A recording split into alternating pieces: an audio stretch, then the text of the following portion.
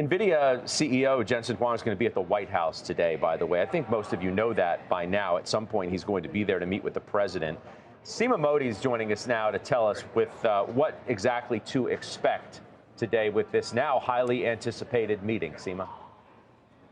Yeah, very timely, Scott. Nvidia CEO Jensen Huang will be meeting with President Trump very soon at the White House. According to sources familiar, the meeting has been in the books for a while, but of course, timely given the DeepSeek revelations that have raised the question as to whether the U.S. needs to do more to limit China's advancement in artificial intelligence and restrict a wider range of chips that are sold to the country. According to analyst forecasts, Nvidia generates about 13% of total sales into China. Huang, I'm told, will also bring up the so-called diffusion rule, which was unveiled by the Biden administration just days before President Biden left office, that would severely limit the shipments of chips, not just to China, but a large list of countries that analysts say would no doubt challenge the semiconductor industry. Trump does have the power to reverse that ruling that is expected to go into effect this spring. However, Evercore ISI says DeepSeek might add a new complication to those efforts. Scott, we will see if Huang can convince Trump otherwise. The other topic is the onshoring of chips production as the Commerce Department looks to revamp the CHIPS Act. Scott.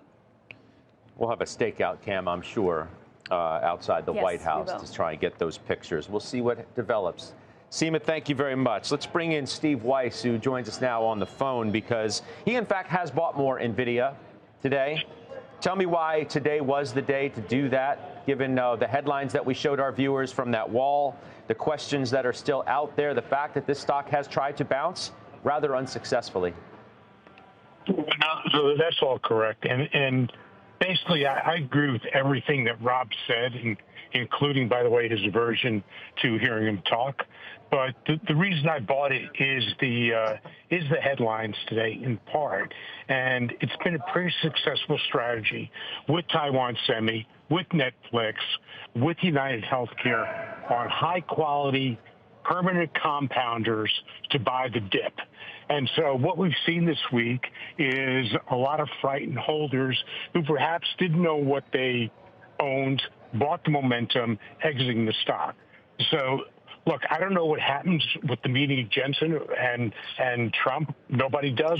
But I can tell you, anybody that's ever met with Trump recently has come out with Trump on their side and supportive of them. So you will come to a situation, of course, with DeepSeek where tech lines up on two sides. You've got the Metas of the world who really want to drive down costs. Yet they said that they're not revising their budget. Nobody should in this.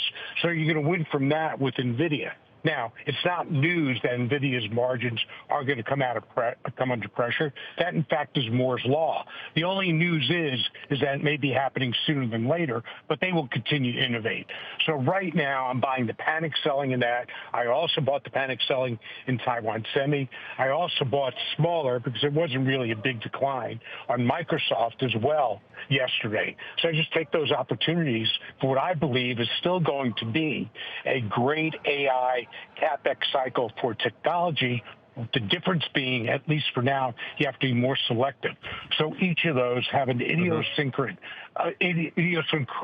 bull case to them versus the broader range that don't. So that's why I bought those and topped them up. Okay, great stuff. And Thanks also, for calling. Scott, well, let me give you Vertiv. I also added to Vertiv again on the heels of the Metas announcement. They're not slowing down.